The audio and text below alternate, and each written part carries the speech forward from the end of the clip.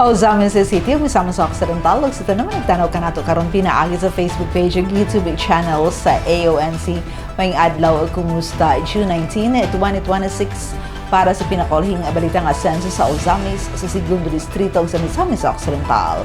This is Ozamis Today.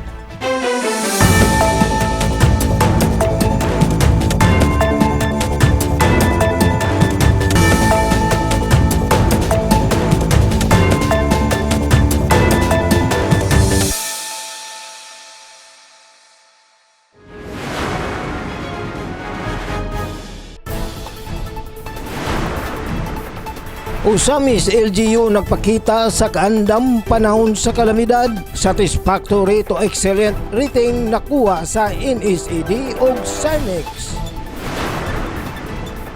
Mas lig-on nga serbisyo sa nutrisyon ug panglawas. Mayor Sam nakigpulong sa NNC, PDO, HO ug DSWD for Peace. Bugas para sa mga drivers, 1,430 ka motor cab drivers nakadawat og 10 kilos nga humay. Mas sayo na ang kinabuhi sa mga residente. Road projects ni Kong Ando sa Barangay Pangabuan naghatag dako nga kausaban. Lig-on nga panagiusa alang sa asinso, trabaho, panginabuhian ug airport modernization giduso ni Representative Indy Waminal ug Duli. Joint Council meeting sa Women and Children's Protection Program gipaygayon aron mapaligon ang proteksyon sa kababayenan ug kabataan. Alias Loloy tiklo sa anti-drug operation. Dito ang shabu na sakmit sa kapulisan. Tirador og mahalon nga helmet sikop sa kapulisan. Dazil mo tikson ang inyong tagbilita uban sa mga detalye. Ozamis LGU napakita sa kaandam panahon sa kalamidad. Satisfactory to excellent rating nakuha sa NSED ug SIMEX sa miyang report. Aron mapaligon ang kaandam sa mga empleyado sa gobyerno ug pag-atubang sa mga posibleng kalamidad, aktibong mipartisipar ang lokal nga pagamahanan sa Ozamis ubos sa pagpanguna ni Mayor Sam Norman G. Fuentes sa second quarter nationwide simultaneous earthquake drill kon NSED nga gipahigayon Hunyo 18, 2026 subay sa direktiba sa Office of the Civil Defense kon OCD ug National Disaster Risk Reduction and Management Council kun NDRRMC. Sukwahi sa kasagarang earthquake drill ang maong kalihukan nakatutok lamang sa makawani sa LGU ug wala lamang naglakip sa standard earthquake drill apan gipahigayon usab ang simulation exercise kun SIMEX nga gidisenyo aron sulayan ang katakus sa dakbayan sa epektibong pagtubag sa emerhensya. Lakip na ang hustong medical nga pag-atiman ug maayong koordinasyon sa mga nalambigit nga ahensya panahon sa kalamidad. Ang maong kalihukan gipangunahan sa Office of the City Disaster Risk Reduction and Management kun CDRRMO uban sa pakigtambayayong sa City Health Office ug sa tanang hintungdang mga buhatan sa lokal nga panggamhanan aron mapaligon ang koordinadong aksyon ug pagkaandam sa dakbayan sa panahon sa mga emerhensya. Nagsilbing evaluators sa kalihukan ang mga representante gikan sa Philippine Coast Guard, Bureau of Fire Protection ug Philippine Red Cross Ozamis Chapter. Eksakto alas 9 sa buntag, opisyal ni isugdan ang earthquake drill pinaagi sa usa ka minuto nga pagpatingog sa alarm bell nga nagsilbing signal sa mga empleyado nga ipatuman dayon ang standard safety procedure nga duck, cover and hold sulod silang tagsa-tagsa ka mga opisina. Human sa pagpatingog sa alarm, kalmado nga migawas ang mga empleyado gikan sa ilang mga workstations nga naglinya uban sa paggiya sa mga designated marshals padulong sa Ozames City Hall grounds diin sila magtapok alang sa pagpahigayon sa accountability check. Ang maong exercise nagtumong sa pagpaligon sa pagkaandam batok sa linog, pag-assess sa kasamtangang emergency response protocols ug pagpaligon sa koordinasyon tali sa mga government offices ug kaabag nga mga ahensya. Ang NSED kabahin sa nasudnong paningkamot sa pagpaligon sa disaster resilience ug operational readiness. Ilabi na sa padayon nga pagpangandam sa gobyerno alang sa posibleng high-intensity nga linog usa niini ang gitawag nga The Big One. Sumala sa report sa CDRRMO, nakuha sa LGU Ozamis ang performance rating nga satisfactory to excellent. Kini base sa gipakita nga disiplina sa makawani, maayong nga koordinasyon ug istriktong pagsunod sa gitakdang mga protocol sa ahensya. Ang malampuzon nga pagpatuman sa second quarter nationwide ay simultaneous earthquake drill nagpakita sa padayon nga paningkamot sa lokal nga pagamahanan sa pagpaligon sa pagkaandam batok sa mga kalamidad, pagpauswag sa operational readiness ug pagpasiugda sa pagkaandam sa makawani sa kagamahanan. Pinaagi usab sa regular nga mga drill ug simulation exercises ang kanunay Asenso Ozames Administration ubos sa liderato ni Mayor Sam Norman G. Fuentes, nagpabiling matinud-anon sa pagsiguro sa kaluwasan ug kaayuhan sa makawani sa kagamahanan ug sa katawhan. Samtang nagmentenar sa epektibo ug koordinadong pagtubag sa panahon sa krisis o kalamidad. So the exercise, the simulation is over. Maybe we can terminate. Yes, right. When you allow me to announce the termination. Thank you so much for your participation and cooperation. To our evaluators, the Philippine Red Cross, the Bureau of Fire Protection, and Coast Guard, we thank you for your time and effort today.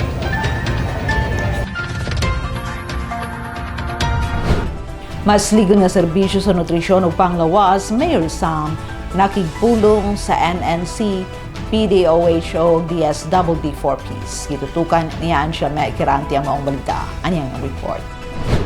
Nagpadayon ang pagpaligon sa koordinasyon ug panaghiusa tali sa lokal nga panggamhanan ug mga nasudnong ahensya kini human may courtesy visit sa buhatan ni Mayor Sam Norman G. Fuentes Hunyo 17, 2026 ang mga personnel sa National Nutrition Council kon NNC Region 10, Misamis Occidental Provincial Department of Health Office kon PIDOHO ug Department of Social Welfare and Development Pantawid Pamilyang Pilipino Program kon DSWD 4Ps. Una nga nakitagbo kang Mayor Sam ang mga opisyal sa NNC Region 10 nga sila si Nutrition Program Coordinator ug Officer in Charge Reginaldo T. Guillen ug Project Development Officer 1 Candice Margaret Mongas uban ni Nutritionist Dietitian 2 Rulin Camille Maygay sa PIDOHO. Nagiubanan nila City Nutrition Action Officer Lilita G. Navares ug City Health Officer Dr. Maria Florilin Irog-Irog. Ang maong courtesy visit nahitabo subay sa 3-day Nutrition Program Management and City Nutrition Action Planning Workshop 2026-2028 nga gisugdan niadtong Hunyo 16 ug natapos Hunyo 18,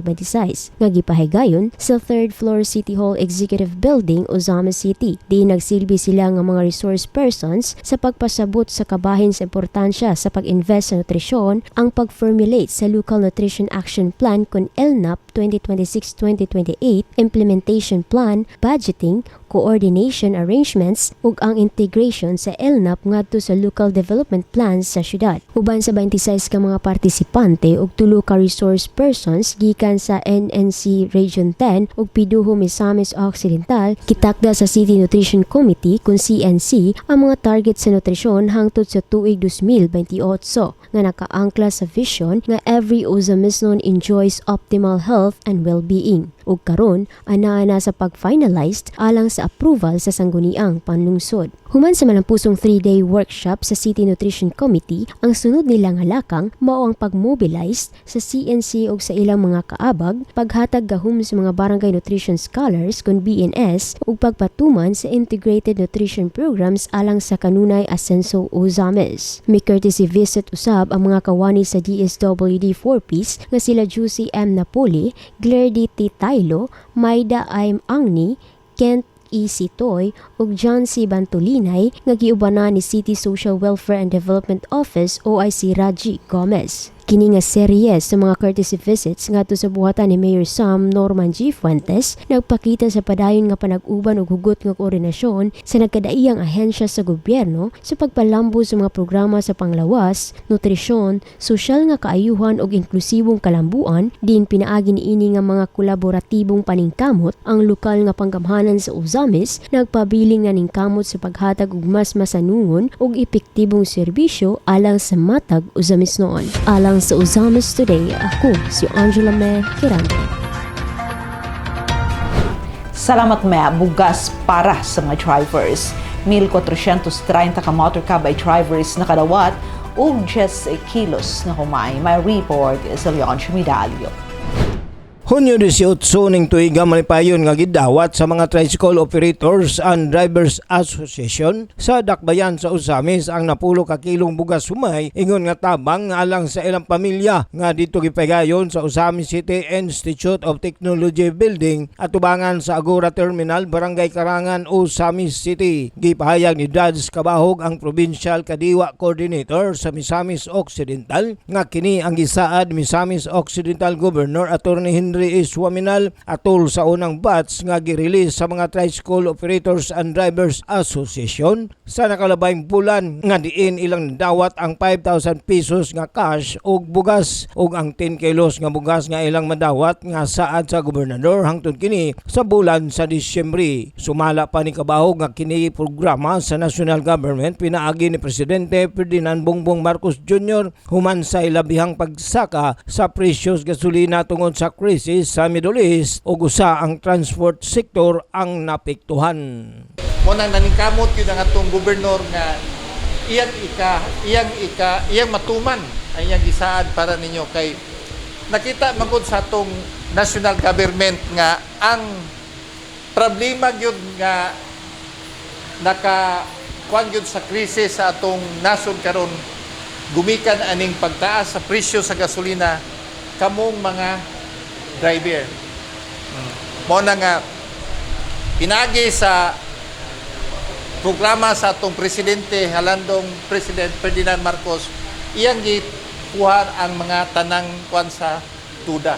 Gidugang pa ni Kabahog nga human sa release sa unang batch sa mga Tricycle Operators and Drivers Association aduna sila nadawat nga mga reklamo gikan sa mga motorcab drivers nga wala mamembro sa mga asosasyon or mga kapunungan nga wala malakip sa maong ayuda. Gani ang maong mga reklamo miabot na sa buhatan ni Gobernador Waminal og tungod nini giaksyonan gilayon sa gobernador hinungdan nga adunay second batch nga nakalista nga miabot sa 812 og kini sila naka-schedule na nga makadawat sa maong assistance.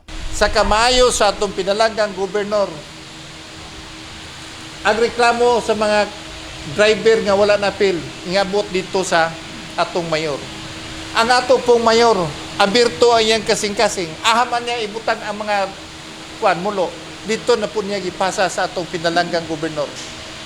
Ang atong gobernador luag o kasing-kasing mo nang ningon na po siya o sige ilista ang naa sa second batch mo na nga kining akong gidala nga kuto sa to kabaga listahan na po na sa second batch nga katong 812 ka buok nga maningkamot mi nga ma-release na po na karong katapusan sa bulan sa Hunyo.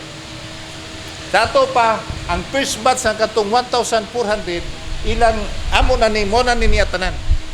Maningkamot mi sa second batch nga kato bitaw nang reklamo ba nga mo nang walay na appeal sa mga kapunungan mo nang hinaut unta nga magkwanta kay kung tanawon ko na to ang kitang mga driver, dako kay tagtabang sa atong katilingban, kabahin sa pag-uswag sa komunidad. Ang maong rice assistance counterpart sa provincial government nga gisaad ni Gobernador Henry uban sa suporta nila Kong Ando Waminal, Kong Indy Waminal Jr. og sa kanunay Asinso Administration pinaagi ni Mayor Sam Norman J. Fuentes. Ang distribution sa rice assistance gihimong by cluster barangay ang pamagi nga gisugdan Hunyo 18, 19-21 ug matapos Hunyo 22. Alang sa Usamis Today, ako si Leoncio Midali. Salamat Leoncio, mas sayo na ang kinabuhi sa mga residente. Road projects ni Kong Ando sa Barangay Pangabuan naghatag dako nga kausaban. Ang good news ni ining report. Dakong kausaban ang nasinati karon sa mga residente sa Barangay Pangabuan, Dakbayan sa Tangub, human makumpleto ang mga proyekto sa karsada sa Purok 1, Purok 3, Purok 5 ug Purok 9 Baybay Talisay. Pinaagi sa paningkamot ni 2nd District Representative Congressman Sancho Fernando Ando F. Waminal sa pagdala og mga infrastruktura nga direktang makatabang sa katawhan. Alang kampunong barangay ug ABC President Consihal Mildred Acuno, ang inahuman nga makarsada dili lamang konkretong mga proyekto kundili simbolo sa kausaban nga dugay ng gihandom sa katawhan. Wow na wow! Kato daw wala sila kasuot og heels karon nagsuot na gyud sila, labi na gyud sa atong mga residente sa Pangabuan nga hinimba mabuntag. Kay sila sa una di gyud sila mogamit og heels, karon mag-heels na gyud sila kay komportable na gyud ilang paglakaw sa among dalan. So ang nagtrabaho og nagnegosyo nindot na gyud pakisayon na gyud kay sila, easy na gyud ang ilang pag-travel, ang ilang mga produkto na himong napasayon tungod niini atong na-improve ang atong mga kalsada. Gipasabot ni Consihal Acuno nga kaniadto daghang mga residente ang nag-antos sa dili maayong kahimtang sa mga dalan ilabi na panahon sa ting-ulan. Apan karon tungod sa mga road projects nga gidala ni Kong Ando, mas sayon ug mas komportable na ang paglihok sa katawhan sulod sa barangay. Dako sa bang pasalamat ni retired teacher Sir Danil Lumbayaw nga sulod sa 68 ka tuig niya nga pagpuyo sa Pangabuan, karon pa niya nakita nga natuman ang pipila sa mga infrastruktura nga dugay ng gihandom sa mga residente. Pero nalipay yun may tungod di Congressman Ando Waminal, atong minahal na Congressman, ato ang minahal usab nga Governor, Honorable Henry S. Waminal. Ang among gihando mga karsada ug uban pang proyekto na realize na gyud. Nalipay gyud kay Matud niya, ay daghang pamilya ang nakabenepisyo sa mga proyekto nga nagdala og kaharuhay ug kalambuan sa ilang komunidad. Ang mga tao karon tungod anin gapong karsada sa Pangabuan. Ang ilahang pag-adto sa pikas barangay ahas sa padulong sayo nagigayo og nasalay dadon nga mga produkto sayo nagay-pag-deliver. Dipre sa una nga problema kay pag-deliver. Diyon mo na nabati lang magkaron nga tungod sa gwapon nga karsada sa barangay Pangabuan. Komportable na gigaybe no sa among panginabuhi. Dayon kun unsa imong plano dali kami makaadto didto. Kay nga ban ang natin sa kanal makalusot dayon. O naatay uban natong transaksyon makaadto na tayo. So inalagyon ka komportable mga tungod sa gwapo kay proyekto karon sa atong administrasyon. Ako gyud pasalamatan po ang Ginoo nga naglamdag sa atong congressman, si Congressman Ando Waminal, atong gobernador, nga ato ang kapitan nga ang ilang panlantas ng barangay na realize ko tungod sa lamdag po sa mga espiritu sa Ginoo. Samtang gipaambit usab ni Mrs. Susanita Monte ang edakong kausaban sa ilang lugar ilabi na sa Old Road sa Purok 1 nga kaniadto lisod agian ug halos walay klarong karsada. Karon hayay na kayo kay na namatay ang Old Road nahimo ng New Road. Nindot kay pikto. Hapsay, hamugaway, accessible sa tanan nga mga negosyante, mga trabahante, estudyante o gilabi na gyud kung naay mga emergency, dali na gyud kaayo maabot din niya nga ato ang fire truck. Kay makasulod naman. Dili na mga panghitabo nga lisod kayo maipit kung pananglitan na isunog. Apan, dili ingon niini ang kahimtang sa makadalanan kaniadto sa barangay Pangabuan. Since sa nakamatngon pa kog buot kay kani gyud amo ang mga dalan diri sa among barangay, sa among lugar, gani pulo man ni kapurok ang among barangay. So nasinati gyud nako unsa kalisod ang mga patwi o mga agianan diri. Gani kung panahon sa ulan, kanang magsayaw-sayaw gyud ang mga tao, madalinas, labi na gyud anay magyud mga sakop na to nga mga mahubog. Wala gyud dili hubog nga black eye gyud kanunay ang ilang mga part sa lawas o mga naong tungod kay dili komportable ang mga dalan. Labi na gyud sa una sa ning eskwela pa mi, dili na lang mi magsapatos, magchinilas na lang, magtinil na lang ni. Kay maura man gyapon, useless man gyapon kung mag-complete uniform mi daan, nga mabuling naman gyapon mi kay labi na kana gyud sa panahon sa ulan. Amo gyud ang masinati, mabati unsa gyud kalisod ang among dalan. Ang ako jung namatkunan gikan sa una ang panginabuhi gyud diri mangingisda og mga mag-uuma. So ako yung nasinati nga nauso man sa una nga wala gyud mga sakyanan, suroy-suroy ra gyud ang mga balde, lokdo ang among mga silingan. So luoy gyud taon kay sila kay night time nga ang ilahang mga gipanglukdo nga mga baligya nga mga isda gikan sa atong kadagatan, usay taon madalinas sila, mabuak pa gyud taon ilang mga balde kay madalinas then mabaw pa tun taog punit sa ilang gipambaligya nga mga isda. Kalibunan gid ni. Mo ni layasanan ay mga away, dinhi padulong kay ano man libon man kayo wala may makadakop nga pulis. Kahoy, kasagbutan, nagyud tanan nga mga matang diri labayanan. Lisod lagi pag-access, magdala sa ilang mga ay baligya, kay uban mga manuruya yung isda. Sa una diri maglatas padulong din na sa highway, Bagtas High. Lisod gyud kay labi nang mag-ulan, lapok. Og init pod perti pong abuga. Kani nga lugar gyud, grabe gini. Kay kani duha ka lugot din bahaanan gini og panahon mag-ulan. So atman sa kumbalay na sa highway sa Brook 2, mulagpas kada ang kani ang baha sa kalsada. Dino kani ligot sa eskwelahan, grabe ni ka kuan kanang lapok, ga sagbuton, ga gamay kay kalsada. Murag kami moagi sa una diri likod. Kipi agi. Oh, dinner pita mga farmers. Dito po napis bye-bye mga isda, manuring isda. So, apektahan gyud kay inagano. Di ba kawa man sila agianan kayo kung sila manuroy, mag-deliver sa produkto, lisod kay pag-deliver. Usa sa mga positibong epekto sa mga sementadong karsada mao paghatag og mas luwas nga lugar alang sa mga senior citizens nga makalakaw-lakaw ug mag-ehersisyo. Kanang mabuntag, ako kumises kay kani mga senior lagi. O kung walking sayo, karon nga di pa kita sa kitag tuhod sa kighawak. Ari kimi agi.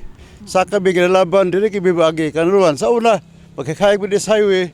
Sige mi tan-aw ko na babay sa kanan kay basig side sweep ta. Pero din wala gyud.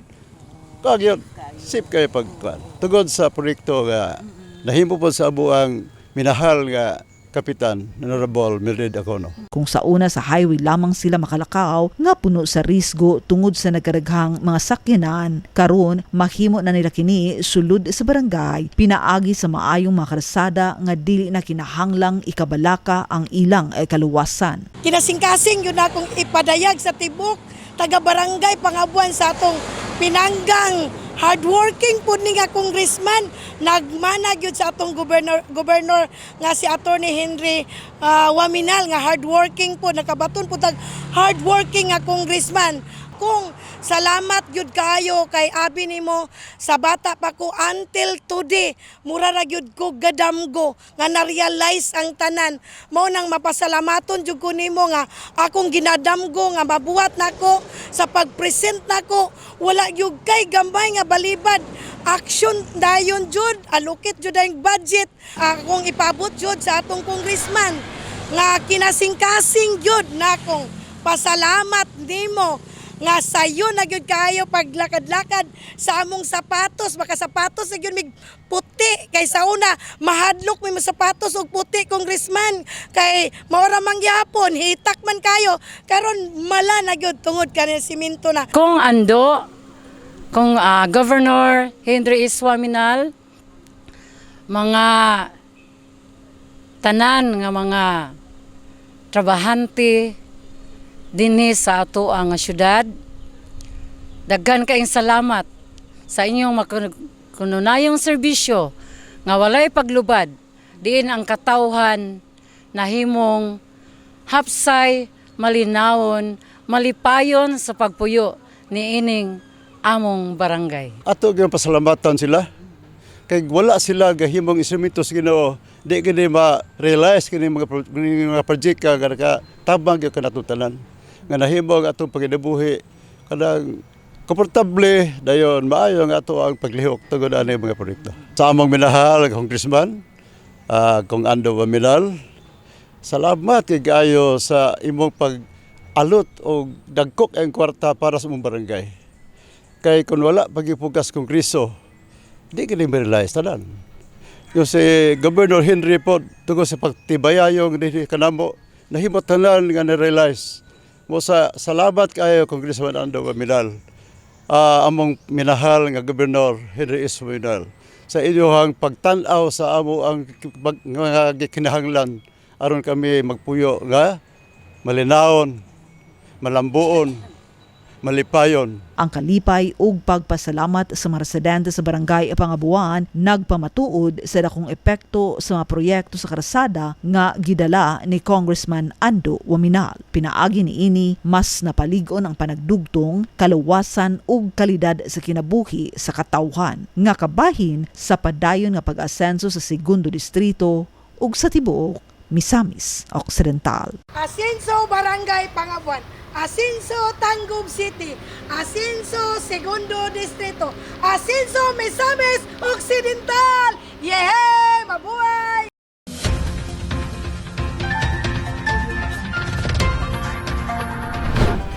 Ligon nga panagiusa alang sa asenso, trabaho panginabuhian og airport modernization giduso ni Representative Indy Waminal og Dolly. Mibalik aling sa report si Angela Mequirante.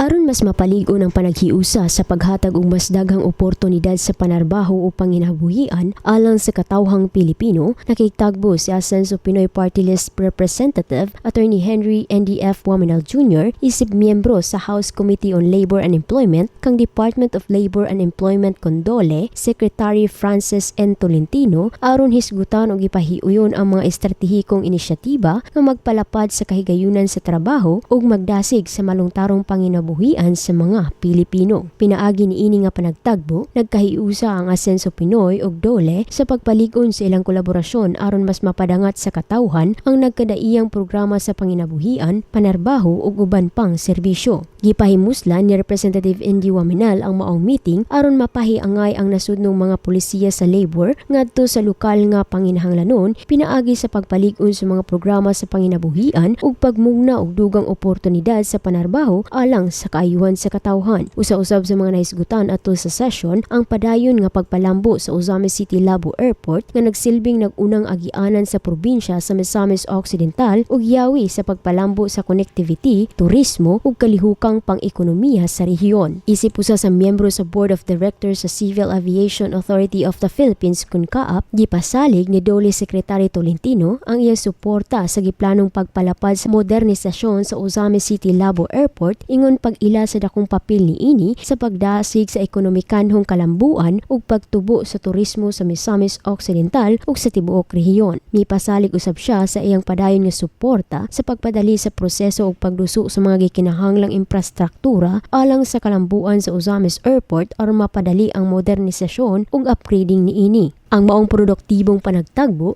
nagtimaan sa padayon nga paningkamot niya sa Asenso Pinoy Party List Representative Attorney Henry NDF Waminal Jr. sa paghatag og mas daghang oportunidad sa trabaho, mas maayong connectivity ug malungtarong kalambuan alang sa katawhan dili lamang sa probinsya sa Misamis Occidental apan sa tibuok nasod. Alang sa Ozamiz Today, ako si Angela Mequirante.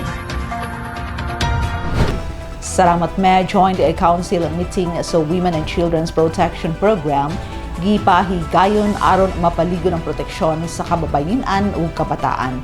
Aton dawaton ang report ni Dolly Dicena.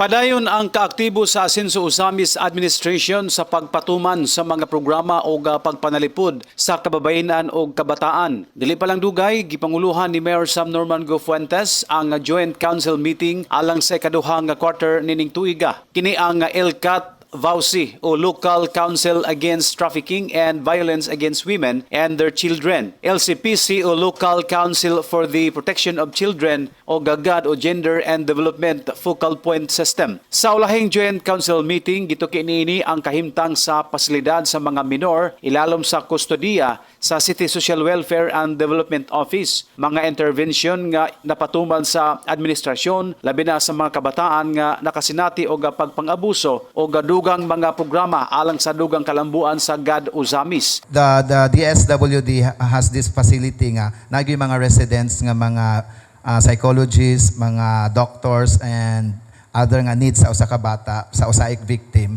While diri sa ato ang facility sa Amor sa province, yes, we kanang turnover or atong giadto ang mga bata dito. Natuki usab sa maong Joint Council meeting ang mahitungod sa umaabot nga implementasyon sa usaik si Saim nga gipadayag ni Peace and Order Council Chair Attorney Mars Tapayan. We are now, Usamis City is one of the tri-zones illegal and Cagayan de Oro focusing on usaik and si Saim, and it's very imperative nga nagitay mga facility will bring this out to the Decision Coordinating Council, naman si Pikal Bamawag, na si Raje or members, no? Ang atong legal officers, ang city admin, I think ang atong federation, si Honorable Canlas and our SK, Honorable Jampil Alonso, a lot of prominent members of the Decision Coordinating Council. So, we can bring this out to the GCC, kanay mga kakulangon sa atong facilities sa Samis kay ato batag province unya wala di sure na nabay mga psychologists. Perhaps our own local GCC could help us. Alang sa Usamis Today, Adoni Decena reporting.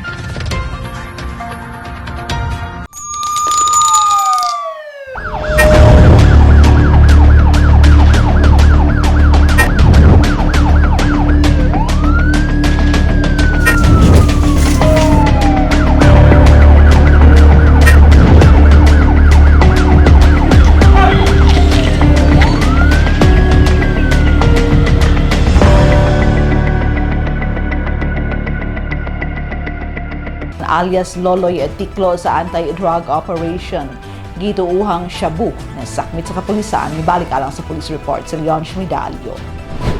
Kapin kun kulang alas 3:30 sa hapon, Hunyo 18 ning tuiga, nadakpan sa usa ka drug bypass operation sa Gallardo Corner Rick 2, Barangay 50th District, Osamis City, ang usa ka barbero nga giingong nalambigit sa illegal nga pagpamaligya sa ginadili nga droga. Ang suspitsado na ila sa alias Luloy, 35 anyos, minyo og sumala pa sa iyang pahayag, siya residente sa Barangay Kinuman Norte ng syudad. Apan matud pa sa kapulisan nga ang suspek giingong lumulupyo sa Barangay Pulot. Ang operasyon gipangunahan sa City Drug Enforcement Unit CDU sa Osamis City Police Station sa pagpangulo ni Investigation Intelligence Officer Police Captain Alpi Sabadukya ubos sa direktang supervision ni OIC Chief of Police Police Major Agustin Araso. Atol sa body search nga gisaksiyan ni Barangay Kagawad Ayan Dumpa, representante sa Department of Justice ug mga local media, nasakmit gikan sa posisyon sa suspitsado ang unom ka sachet sa gituang shabu, din ang duha niini elongated size sachet uban sa usa ka lighter, coin force, driver's license, 500 nga bypass money ug laing 500 pesos nga gituang proceeds gikan sa iyang illegal nga pagbaligya sa maong ginadili nga droga.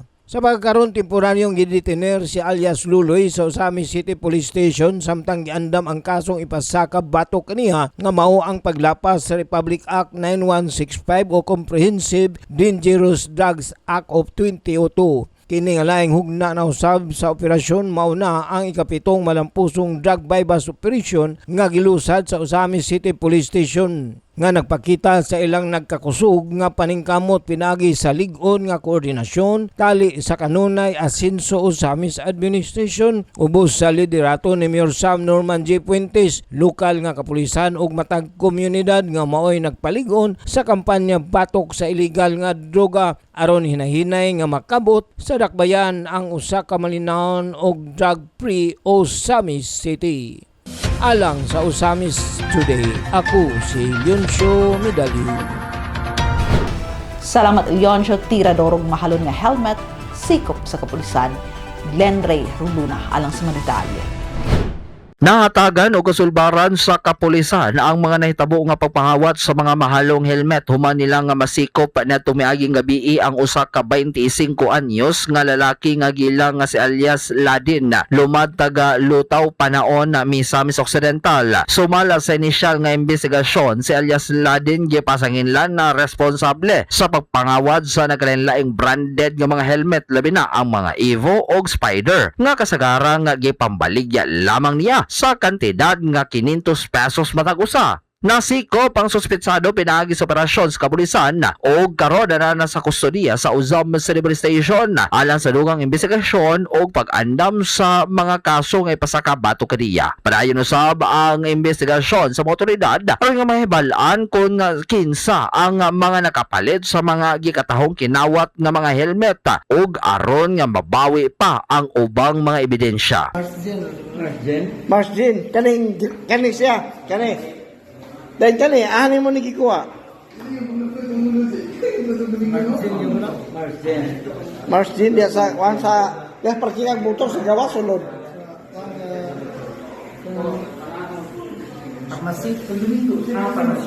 Farmasya, kung saan mali, baligyan ni mo? Tapi pila po yung baligyan ni mo? 500? Bertuha ba? Bertuha ba kayo? Mahal na may ibo. Kani 4,000 guni kapin. Imo ang service. Mihangyo ang Ozamis City Station sa mga residente nga nawadaan og helmet labi na ang mga branded nga Evo o Spider nga moadto sa istasyon sa kapulisan aron nga mailhan kon ilaha ba ang mga na-recover nga mga helmet. Gipahinumduman usab sa kapulisan ang publiko nga likayan ang pagpalit og mga gamit nga gibaligya sa hilabihan kamubo nga presyo ug walay klarong gigikanan tungod kay posible kining produkto sa pagpangawat o mahimong magresulta sa paglapas balaod. Ubos sa kanunay asenso Ozamis Administration ni Mayor Sam Norman Gufuentes gipaningkamutan ang padayon nini nga lig-on nga partnership sa law enforcement unit sama sa kapulisan aron nga mapadayon ang kampanya batok sa kriminalidad aron nga mapreserbar ang kalinaw kahapsay sa dakbayan sa Ozamis. Alang sa Ozamis Today, kini si Glenn Ray Ruluna.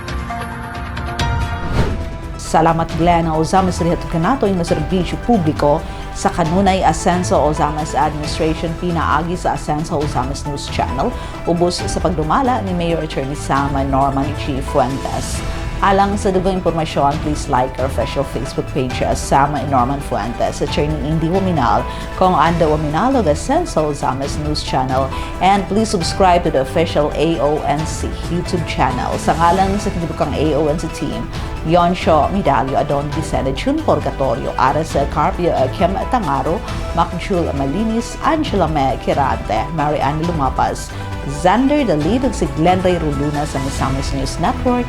Ako si Dazzle Lumotikson, daghang salamat. Kanunay Asenso Ozamis, padayon Asenso Segundo Distrito, Asenso Misamis Occidental, Asenso Pinoy.